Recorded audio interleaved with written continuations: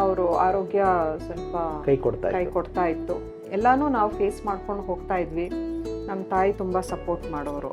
She would take care of him.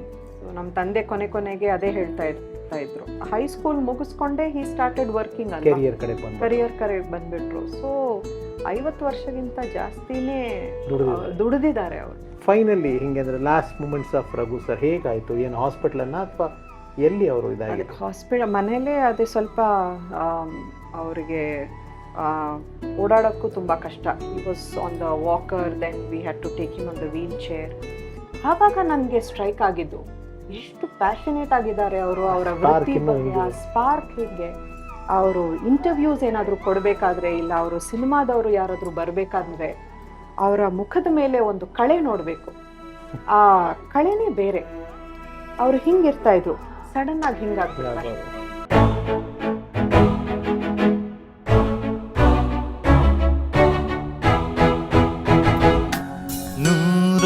ನೂರೊಂದು ನೆನಪು. Raghu sir ಅವರ ಹೆಲ್ತ್ ಯಾವಾಗ ತುಂಬ ಡಿಟೋರೇಟ್ ಆಗಕ್ಕೆ ಸ್ಟಾರ್ಟ್ ಆಗಿದ್ದು? ತುಂಬ ಡಿಟೋರೇಟ್ ಆಗಿದ್ದು ಅದೇ ಅವರು ಕೊಡವ ಸೀರಿಯಲ್ 3ನೇ ಸೀರಿಯಲ್ ಮಾಡೋ ಟೈಮ್ಗೆ ಆಲ್ಮೋಸ್ಟ್ 11 years ಡಯಾಲಿಸಿಸಲ್ಲಿದ್ದರು ಅಂತ ಹೇಳಿದ್ನಲ್ಲ. ಅದಕ್ಕಿಂತ ಒಂದು 2 years ಮುಂಚೆನೇ ಸ್ವಲ್ಪ ಅವರು ಆರೋಗ್ಯ ಸ್ವಲ್ಪ ಕೈ ಕೊಡ್ತಾ ಇತ್ತು. ಆದ್ರೂ ಹಿ ಯೂಸ್ ಟು ಟ್ರಾವೆಲ್ ಟು ಊರಿಗೆ ಹೋಗೋದು ಬರೋದು, ಶೂಟಿಂಗ್ ಎಲ್ಲ ಮುಗಿಸ್ಕೊಂಡು ಬರೋದು, ಅದೆಲ್ಲ ಮಾಡ್ತಾಯಿದ್ರು. ಬಟ್ ಅದೇ ಯಾವಾಗ ಡಯಾಲಿಸಿಸ್ಗೆ ಇಳೀತು ಆವಾಗಿಂದ he was constantly monitored and he was under ಇದು. ಆಮೇಲೆ ಬೈಪಾಸ್ ಸರ್ಜರಿ ಒಂದಾಯಿತು ಅವ್ರದ್ದು. ಸೊ ಅದೆಲ್ಲ ಒಂದಕ್ಕೆ ಒಂದು ಸೇರ್ಕೊಂಡು ಹಾಂ. ಸೊ ಹಾಗಾಗಿ ಬಟ್ ಎಲ್ಲನೂ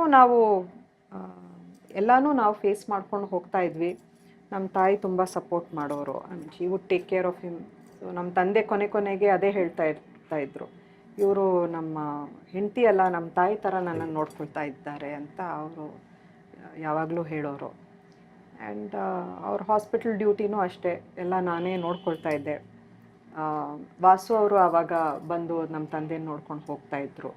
ಸೊ ವಾಸು ಅವ್ರ ಜೊತೆನೂ ಸ್ವಲ್ಪ ಪರಿಚಯ ಆಗಿದ್ದು ಆ ಟೈಮಲ್ಲಿ ನನಗೆ. ನಾನು ಜಸ್ಟ್ ಅವರು ಡ್ಯಾಡಿ ಸಿನಿಮಾ 1-2 ಸಿನಿಮಾಗೆ ಅಸಿಸ್ಟೆಂಟ್ ಆಗಿರೋದನ್ನ ನೋಡಿದ್ದೆ, ಜಸ್ಟ್ ಸೀನ್ ಅಷ್ಟೇ.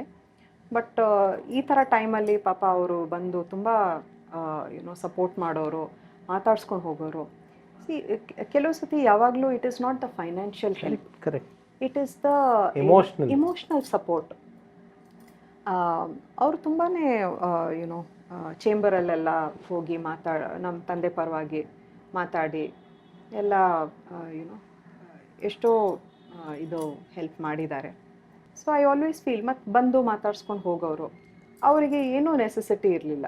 ಇವಾಗ ಅವ್ರ ಅಸಿಸ್ಟೆಂಟ್ ಆಗಿದ್ದಾಗ, ಅವರು ಪ್ರೈಮಲ್ಲಿದ್ದಾಗ ಬಂದು ಮಾತಾಡ್ಸ್ಕೊಂಡು ಹೋಗೋದಾದರೆ ಅದಕ್ಕೊಂದು ಅರ್ಥ ಇದೆ. ಓಕೆ, ಏನೋ ಒಂದು ನಾಳೆ ಒಂದು ಚಾನ್ಸ್ ಸಿಗುತ್ತೆ ಅದು ಇದು ಅಂತ. ಈ ಟೈಮಲ್ಲಿ ಬಂದು ಹೋಗೋದು ಅಂದರೆ ನೆನೆಸ್ಕೊಂಡ್ರೆ ಇಟ್ ಈಸ್ ರಿಯಲಿ ವೆರಿ ಏನು ಹೇಳೋದು, ಅವರ ದೊಡ್ಡ ಗುಣಕ್ಕೆ ಮೆಚ್ಚಬೇಕಾದ್ದೆ. ಸೊ ಹಾಗೆ ಎಷ್ಟೋ ಜನ ಬಂದು ಮಾತಾಡ್ಸ್ಕೊಂಡು ಹೋಗ್ತಾಯಿದ್ರು. ಅವ್ರನ್ನೆಲ್ಲ ನಾನು ನಿಜವಾಗ್ಲೂ ಅಪ್ರಿಷಿಯೇಟ್ ಮಾಡಬೇಕು. ಕೋಪ ಬರೋದ ಅಪ್ಪಂಗೆ? ಓಹೋ, he is known for is short temper. ಕೆಲಸದ ವಿಷಯದಲ್ಲಿ ಎಸ್ಪೆಷಲಿ ಅವ್ರು ಅಂದ್ಕೊಂಡಿದ್ದಂಗೆ ಆಗಲಿಲ್ಲ ಅಂದರೆ ತುಂಬಾ ಈಸ್ ಟು ಬಿ ಜೋರು ಮಾಡಿಬಿಡೋರು. He was like a lion. ಅವ್ರು ನೋಡೋಕ್ಕೂ ಲಯನ್ ಥರನೇ ಇದ್ರು. And he is a Leo also. August 2nd ಅವ್ರ birthday. So he was completely one lion only. Kodagu Madikeri ಅಂದರೆ ತುಂಬ ಇಷ್ಟ ಅಂತ ಕಾಣುತ್ತೆ. ಹೌದು, ಅವರಿಗೆ ಕೊಡಗು ಮಡಿಕೇರಿ ಅಂದರೆ ತುಂಬ ಇಷ್ಟ. ನಮ್ಮ ಕೊಡಗಿನ ಯಾವುದೇ ತಿಂಡಿ ತಿನಿಸು, ಹಿ ಈಸ್ ಅ ಫುಡಿ. ಹಾಂ, ಏನೇ ಒಂದು ರುಚಿಯಾಗಿ ಒಂದು ಅಡುಗೆ ಮಾಡಿಕೊಟ್ರೆ ಅಂತೂ ತುಂಬಾ ಅಚ್ಚುಕಟ್ಟಾಗಿ ಊಟ ಮಾಡಿಬಿಡ್ತಾರೆ. ಅವ್ರಿಗೆ ಬೇರೆ ಅದು ಏನೇ ಇರಲಿ, ಅವ್ರು ಯಾವಾಗಲೂ ಮನೆಗೆ ಬಂದೇ ಊಟ ಮಾಡ್ತಾಯಿದ್ರು.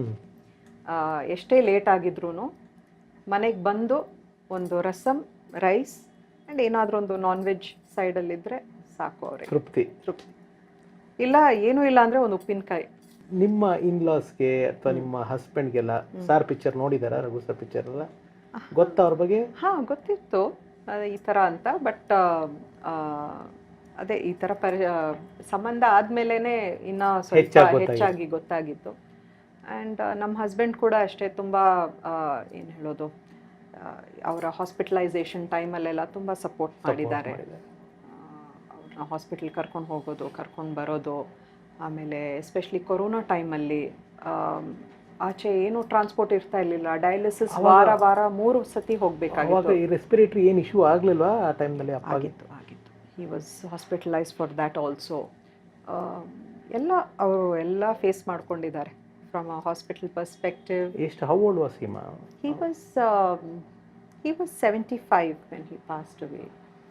ಬಟ್ ಅವರು ತುಂಬ ಯಂಗ್ ಏಜಲ್ಲೇ ಎಲ್ಲ ಅಚೀವ್ ಮಾಡ್ಕೊಂಡು ಬಂದವರು. ಸೊ ಹಿ ಹ್ಯಾಸ್ ಹೈಸ್ಕೂಲ್ ಮುಗಿಸ್ಕೊಂಡೇ ಹಿ ಸ್ಟಾರ್ಟೆಡ್ ವರ್ಕಿಂಗ್ ಅಲ್ಲ, ಕರಿಯರ್ ಕಡೆಗೆ ಬಂದ್ಬಿಟ್ರು. ಸೊ 50 ವರ್ಷಕ್ಕಿಂತ ಜಾಸ್ತಿನೇ ದುಡಿದಿದ್ದಾರೆ ಅವರು ಸಿನಿಮಾ ಕ್ಷೇತ್ರದಲ್ಲಿ. ಬಟ್ ಆ ಮನೆ ಅಷ್ಟು ಪ್ರೀತಿಯಿಂದ ತೊಗೊಂಡಿದ್ದು ಮಾಡಬೇಕಾದ್ರೆ ಎಷ್ಟು ನೋವಾಗಿರ್ಬೋದು?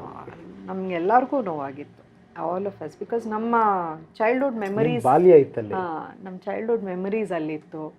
ನಮ್ಮ ಮನೆ ಒಂಥರ ಏನು ಹೇಳೋದು, ನಮ್ಮ ಕಸಿನ್ಸ್ ಎಲ್ಲ ಮನೆಗೆ ಬಂದು ಸೇರ್ತಾ ಇದ್ವಿ. ಆಮೇಲೆ ನಮ್ಮ ರಿಲೇಟಿವ್ಸ್ ಎಲ್ಲ ಬಂದು ಸೇರ್ತಾ ಇದ್ವಿ. ಸೊ ಅದೆಲ್ಲ ಒಳ್ಳೆ ಸವಿ ನೆನಪುಗಳು ನಮಗೆ ಆ ಮನೆದು. ಆ್ಯಂಡ್ ಅದೇ ಡೂಪ್ಲೆ ಹೌಸ್ ಅಂತ ಹೇಳಿದ್ನಲ್ಲ, ಸೊ ಆ ಮಾಡಿ ಹತ್ಕೊಂಡು ಇಳಿಯೋದೇ ನಮಗೊಂದು ಇದು ಖುಷಿ. ಎಲ್ಲ ಅಟ್ಯಾಚ್ ಬಾತ್ರೂಮ್ಸು ಆವಾಗ ಎಲ್ಲಿ ಆವಾಗ ಅಟ್ಯಾಚ್ ಬಾತ್ರೂಮ್ಸ್ ದಟ್ ವಾಸ್ ಅಲ್ಲ ನಮಗೆ ಅದೆಲ್ಲ it was a luxury. So even for our ಇದು ಎಲ್ಲ ಮಕ್ಕಳು ಬಂದು they used to be so excited ನಮ್ಮ ಮನೆಗೆ ಬರೋದಂದ್ರೆ. ಆ್ಯಂಡ್ ಎಲ್ಲರನ್ನೂ ಅಷ್ಟು ಚೆನ್ನಾಗಿ ನೋಡ್ಕೊಳ್ಳೋರು ನಮ್ಮ ತಂದೆ. But he would not be present. ಎಲ್ಲ ನಮ್ಮ ತಾಯಿ ಮೂಲಕ ಅವ್ರದ್ದು, ನಮ್ಮ ತಾಯಿಗೆಲ್ಲ ಡೈರೆಕ್ಷನ್ಸ್ ಹೇಳಿಬಿಡೋರು. ಈ ಅಡುಗೆ ಮಾಡಿಬಿಡು, ಆ ಅಡುಗೆ ಮಾಡಿಬಿಡು, ಎಲ್ಲ ವೆರೈಟಿ ಅವ್ರಿಗೆಲ್ಲ ಚೆನ್ನಾಗಿ ಊಟ ಉಪಚಾರ ಎಲ್ಲ ಚೆನ್ನಾಗಿ ಮಾಡಿ ಕಳ್ಸಿಕೊಟ್ಟಾಗಿರ್ಬೇಕಲ್ಲ. He used to be very particular.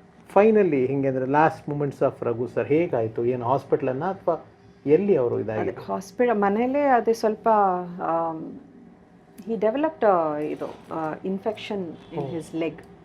So ಅದು ಆ್ಯಸ್ ಲಾಸ್ಟ್ ಡೇಸಲ್ಲಿ ತುಂಬ ಡಿಟ್ಯೂರಿಯರೇಟ್ ಆಗಿಬಿಟ್ಟಿದ್ರು. ಅವರಿಗೆ ಓಡಾಡೋಕ್ಕೂ ತುಂಬ ಕಷ್ಟ. He was on the walker, then we had to take him on the wheelchair. ಆ ಥರನೇ ಅವ್ರದ್ದು ತುಂಬಾ, ಬಿಕಾಸ್ ನಾವು ಡೈಲಿ ನೋಡ್ಕೊಂಡು ಬರೋದಕ್ಕೆ probably we are not able to express ಎಷ್ಟು ಇದಾಗಿದೆ ಅಂತ. ಬಟ್ ನೋಡೋರಿಗೆ ದೇ ಕ್ಯಾನ್ ಸಿ ಎಷ್ಟು ಒಂದು ಕುಗ್ಗಿ ಹೋಗ್ಬಿಟ್ಟಿದ್ರು ಅಂತ. ಒಂದು ಕ್ಯಾಮ್ರಾ ಒಂದು ಇದು ಅಂದರೆ ಒಂದು ಕ್ಯಾಪ್ ಹಾಕೊಂಡು ಹಂಗೆ ಕೂತ್ಕೊಳ್ಳೋ ಮನುಷ್ಯ. ಅವರಿಗೆ ಈವನ್ ಅವರಿಗೆ ಹುಷಾರು ಇಲ್ಲದೆ ಇರಬೇಕಾದ್ರೂ ಅಷ್ಟೇ. ಇವಾಗ ನನಗೆ ಒಂದು ಇನ್ಸಿಡೆಂಟ್ ತುಂಬ ಚೆನ್ನಾಗಿ ಜ್ಞಾಪಕ ಇದೆ. ಅವರು ಹಾಸ್ಪಿಟ್ಲಲ್ಲಿ ಇರಬೇಕಾದ್ರೆ ನಾವು first time when he was hospitalised, ತುಂಬ ಸಿವಿಯರ್ ಆಗಿ ಅವರು ಕಂಡೀಷನ್ ಇತ್ತು. ಸೊ ಹಾಸ್ಪಿಟ್ಲಿಂದ ನಾವು ನೆಕ್ಸ್ಟ್ ಡೇ ಡಿಸ್ಚಾರ್ಜ್ ಆಗ್ತಾಯಿದ್ವಿ. ಸೊ ಅವರು ಎಲ್ಲ ವಾರ್ಡ್ ಬಾಯ್ ಬಂದುಬಿಟ್ಟು ಎಲ್ಲ ಸ್ನಾನ ಎಲ್ಲ ಮಾಡಿಸಿ ಅವ್ರನ್ನ ರೆಡಿ ಮಾಡಿ ಕೂರಿಸಿದ್ರು. ಸೊ ನಾನು ಸುಮ್ಮನೆ ತಮಾಷೆಗೆ ಕೇಳಿದೆ, ಡ್ಯಾಡಿ ನಿಮಗೆ ಏನು ಅನಿಸ್ತಾ ಇದೆ ಇವಾಗ? ಫುಲ್ ರೆಡಿಯಾಗಿ ಫ್ರೆಶ್ ಆಗಿ ಕೂತಿದ್ದೀರಾ, ನಿಮ್ಗೆ ಏನು ಅನಿಸ್ತಾ ಇದೆ? ಎಲ್ಲಿಗೆ ಹೋಗಬೇಕು ಅನಿಸ್ತಾ ಇದೆ ಅಂತ. ಈ ಸೈಡ್ ಶೂಟಿಂಗ್ ಹೋಗ್ಬೇಕು ಅನಿಸ್ತಾ ಇದೆ. I will never forget that.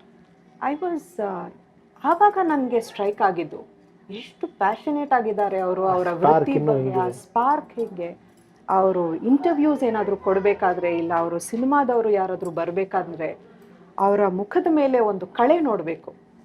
ಆ ಕಳೆನೇ ಬೇರೆ. ಅವರು ಹಿಂಗಿರ್ತಾಯಿದ್ರು, ಸಡನ್ನಾಗಿ ಹಿಂಗಾಗ್ಬಿಡ್ತಾರೆ. ಸ್ವಲ್ಪ ಟೈಮಿಗೆ ಅವರ ನೋವು ಎಲ್ಲ ಮರೆತುಬಿಟ್ಟು he would be so active. ಅದು ಮಾತ್ರ ನನಗೆ ಇವಾಗಲೂ ಕಣ್ಣಿಗೆ ಕಟ್ಟದಂಗಿದೆ. ನೀವು ಹೇಳಿದಾಗೆ ಆ ಕ್ಯಾಮರಾ ಅಂತ ಹೇಳಿದ ತಕ್ಷಣ the moment he sees the camera is on, director charge ಆಗೋದು. Yes, director in charges. ನನಗದೇ ಅನಿಸುತ್ತೆ, ಅದು ಅವರಿಗೆ ಆ ಟೈಮಲ್ಲಿ ಸ್ವಲ್ಪ ಎಲ್ಲಾದರೂ ಒಂದು ಸಪೋರ್ಟ್ ಬಂದ್ಬಿಟ್ಟಿದ್ದಿದ್ರೆ, ಮೋಟಿವೇಶನ್ ಬಂದ್ಬಿಟ್ಟಿದ್ದಿದ್ರೆ ಅವ್ರು ಇನ್ನೂ ಅದೇ ಒಂದು ಹುಮ್ಮಸ್ನಲ್ಲಿ ಕಂಟಿನ್ಯೂ ಆಗಿಬಿಟ್ಟಿರೋರು. ಯಾವ ಡೇಟ್ ಅಮ್ಮ ಸರ್ ಇದಾಗಿದ್ದು? March 20th. ಇವಾಗ 1 ವರ್ಷ ಆಗುತ್ತೆ, ನಾಳೆ ಮಾರ್ಚ್ಗೆ 1 ವರ್ಷ ಆಗುತ್ತೆ. ಹಾಂ, ಬರೋ ಮಾರ್ಚಿಗೆ 1 ವರ್ಷ. 1 ವರ್ಷ ಆಗುತ್ತೆ. ಸೊ ಅಪ್ಪ ಫಿಸಿಕಲಿ ಇಲ್ಲವಾದ ಮೇಲೆ ಲೈಫು ದೋ ಅವರು ಆ್ಯಕ್ಟಿವ್ ಆಗಿ ಏನೂ ಓಡಾಡ್ತಾ ಇರಲಿಲ್ಲ. ಯೂಸ್ ಟು ಬಿ ಇನ್ ಅದೊಂದು ರೂಮಲ್ಲೇ ಅವ್ರದ್ದೊಂದು ಜೀವನ ಪ್ರಪಂಚ. ಆ ರೂಮ್ ಒಳಗಡೆ ಎಲ್ಲ ಅವರ ಫೋಟೋಸು ಎಲ್ಲ ಅರೇಂಜ್ ಮಾಡಿಟ್ಟಿದ್ದಾರೆ ಅವರೇ ಖುದ್ದಾಗಿ. ಅವರಿಗೆ ಫೋಟೋಸ್, ಆಬ್ವಿಯಸ್ಲಿ ಸಿನಿಮಾ ಅಂದರೆ ಆ ಫೋಟೋಗ್ರಫಿದು ತುಂಬ ಹುಚ್ಚಿತ್ತು. ಎಷ್ಟೋ ಫೋಟೋಸ್ ಎಲ್ಲ ತೆಗಿತಾಯಿದ್ರು.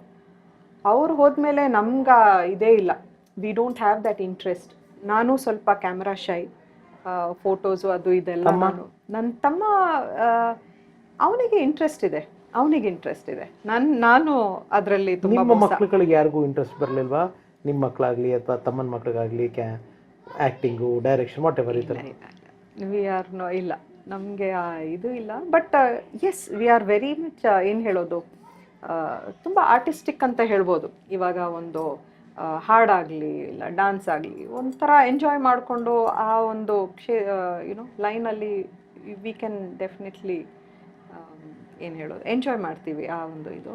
ಬಟ್ ಈ ಲೈನಲ್ಲಿ ಬರೋಕ್ಕೆ ನಮ್ಮ ತಮ್ಮನಿಗೆ ಡೆಫಿನೆಟ್ಲಿ ಇಂಟ್ರೆಸ್ಟ್ ಇದ್ದಿರಬಹುದು. ಬಟ್ ಅವನಿಗೆ ಅಷ್ಟೊಂದು ಎನ್ಕರೇಜ್ಮೆಂಟ್ ಆ ಥರ ಸಿಗಲಿಲ್ಲ. ಆ್ಯಂಡ್ ಪ್ರಾಬಬ್ಲಿ ಅವನು ರಿಯಲೈಸ್ ಮಾಡಿಕೊಂಡ that it is not easy line to survive in. Correct. ಅಪ್ಪ ಮಾಡಿರೋ ಎಷ್ಟು ಸಿನಿಮಾಗಳಲ್ಲಿ ನಿಮಗೆ ತುಂಬ ಇಷ್ಟವಾಗಿರೋ ಸಿನಿಮಾಗಳು ಯಾವುದು? ನನಗೆ ತುಂಬ ಇಷ್ಟವಾದ ಸಿನಿಮಾ ಮಿಡಿದ ಹೃದಯಗಳು, ಆಮೇಲೆ ಶ್ರಾವಣ ಸಂಜೆ ಅಂತ ಒಂದು ಸಿನಿಮಾ, ಚರಣ್ ರಾಜು, ಸಿತಾರಾ, ರಾಮ್ಕುಮಾರ್. ಅದೊಂದು cinema. Because once you start doing one type of cinema, ಅದೊಂಥರ ಬ್ರ್ಯಾಂಡ್ ಆಗಿಬಿಡ್ತೀವಿ. ಆ್ಯಂಡ್ ಅವ್ರಿಗೆ ಇಷ್ಟ ಇದ್ರೂ producers will expect him to do ಒಂದು ಫುಲ್ ಫ್ಲೆಜ್ಡ್ ಒಂದು ಕಮರ್ಷಿಯಲ್ ಸಿನಿಮಾ, ಒಂದು masala movie where it has the right ingredients of everything, action, correct, romance, comedy, mixture, ಮತ್ತೆ ಏನಾದರೂ ಸಸ್ಪೆನ್ಸು ಎಲ್ಲ ಒಂದು ಹಾಕಿ ಒಂದು ಸಿನಿಮಾ ಬರಬೇಕು. ಆದರೆ ಒಂದು ಫ್ಯಾಮಿಲಿ ಓರಿಯೆಂಟೆಡ್ ಮೂವಿ ಅಂತ ಬಂದಾಗ ಐ ಥಿಂಕ್ ಮಿಡಿದ ಹೃದಯಗಳು ವಾಸ್ ರಾಕ್ಲೈನ್ ಪ್ರೊಡಕ್ಷನ್. ಅವ್ರ ಪ್ರೊಡಕ್ಷನ್ ಇದರಲ್ಲಿ ಬಂದಿದ್ದು.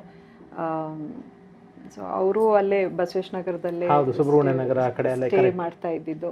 ಸೊ ಮನೆಗೆ ಬರೋರು ಹೋಗೋರು. ಸೊ ಹಾಗೆಲ್ಲ ನೋಡಿ ಒಂಥರ ನಮಗೆ it feels nice that he's had such a long innings, wonderful journey. So ಈ 2 ಸಿನಿಮಾ ನನಗೆ ತುಂಬ ಇಷ್ಟ ಆಗಿತ್ತು. ಬಿಕಾಸ್ ಅದು ಸ್ವಲ್ಪ ಫ್ಯಾಮಿಲಿ ಓರಿಯೆಂಟೆಡ್ ಇತ್ತಲ್ಲ, than the regular commercial masala ಮೂವಿಗಿಂತ ವಿಭಿನ್ನವಾಗಿತ್ತು ಈ 2 ಸಿನಿಮಾ. ವಿಷ್ಣು ಸರ್ ಜೊತೆ ಮಾಡಲೇ ಇಲ್ಲ ಅಲ್ಲ ಪಿಕ್ಚರ್? ವಿಷ್ಣು ಸರ್ ಜೊತೆ ಇಲ್ಲ. ಅವ್ರಿಗೆ ತುಂಬಾ ಇಂಟ್ರೆಸ್ಟ್ ಇತ್ತು. ನೀವು ಫೋಟೋಸ್ ನೋಡಿದ್ರೆ ನೋಡ್ತೀರಾ, ವಿಷ್ಣು ಸರ್ ಜೊತೆ ತುಂಬಾನೇ ಕ್ಲೋಸ್ ಆಗಿ ಇದ್ರು ನಮ್ಮ ತಂದೆ. ಆದರೆ ಅದೇ ನೀವು ಒಂದು ಗ್ರೂಪ್ ಅಲ್ಲಿ ಇದ್ದಾಗ ಅದು ಸ್ವಲ್ಪ ಕಷ್ಟ ಆಗ್ಬಿಡುತ್ತೆ ನಮ್ಗೆ ಆ ಗ್ರೂಪ್ ಇಂದ ಆಚೆ ಬರಕ್ಕೆ. ಸೊ ನಮ್ಮ ತಂದೆಯವರು ಅಂಬರೀಷ್ ಅವರ ಇದ್ರಲ್ಲಿ ಕ್ಯಾಂಪಲ್ಲಿ ಇದ್ರಲ್ಲ, ಸೊ ಹಾಗಾಗಿ ಅಲ್ಲಿಗೆ ಹೋಗುವಂತ ಅವಕಾಶ ಅವರಿಗೆ ಆಗ್ಲಿಲ್ಲ.